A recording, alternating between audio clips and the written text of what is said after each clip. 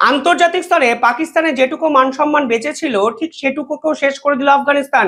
আজকে আফগানিস্তানের পক্ষ থেকে অফিসিয়ালি জানানো হয়েছে শেষ 3 দিনে আফগানিস্তানের ভিসার জন্য পাকিস্তানের বিদেশমন্ত্রী, আইএসআই চিফ অসীম মল্লিক এবং আসিম মুনিরের অত্যন্ত ঘনিষ্ঠ 2 সেনাকর্তা আবেদন করেছিলেন, কিন্তু আফগানিস্তানের পক্ষ থেকে পাকিস্তানের বিদেশমন্ত্রীদের নিয়ে গড়া এই টিমকে ঢুকতেই দেওয়া হয়নি।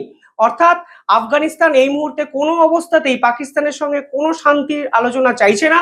উল্টে যেভাবে সাধারণ মানুষের উপর পাকিস্তান সেনাবাহিনী কাবুলে এয়ার স্ট্রাইক করেছে তার প্রতিশোধ নিতে তারা চায়। এবং পাকিস্তান কিসের জন্য রাতের অন্ধকারে আফগানিস্তানের সঙ্গে মিটিং করতে চাইছে সেই প্রশ্ন কিন্তু আফগানিস্তানের পক্ষ থেকে পরিষ্কার তুলে দেওয়া হয়েছে। কিসের সেটেলমেন্ট চাইছে পাকিস্তান?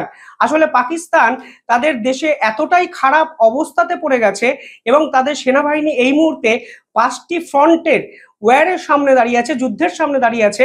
সেই পুরো বিষয়টা থেকে উত্তরণের জন্য আফগানিস্তানের পায়ে ড্রাইভ দিতে গেছিল বলে বিশেষজ্ঞরা বলছেন।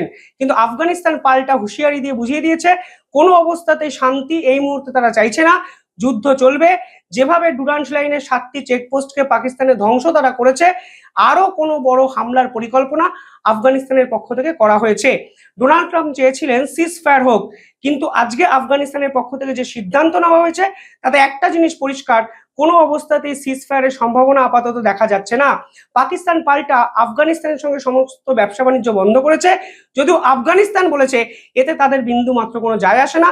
উল্টে তারা পরিষ্কার বলেছে পাকিস্তান ছাড়াও আমরা চীন, ইরান এবং রাশিয়াকে কেন্দ্র করে বহু রাষ্ট্রের সঙ্গে বর্ডার শেয়ার করি, কিন্তু পাকিস্তান এতটাই বিশ্বাসঘাতক যে তাদের সঙ্গে ছাড়া আর কোনো রাষ্ট্রের সঙ্গেই যুদ্ধ লাগার সম্ভাবনা আফগানিস্তানের নেই।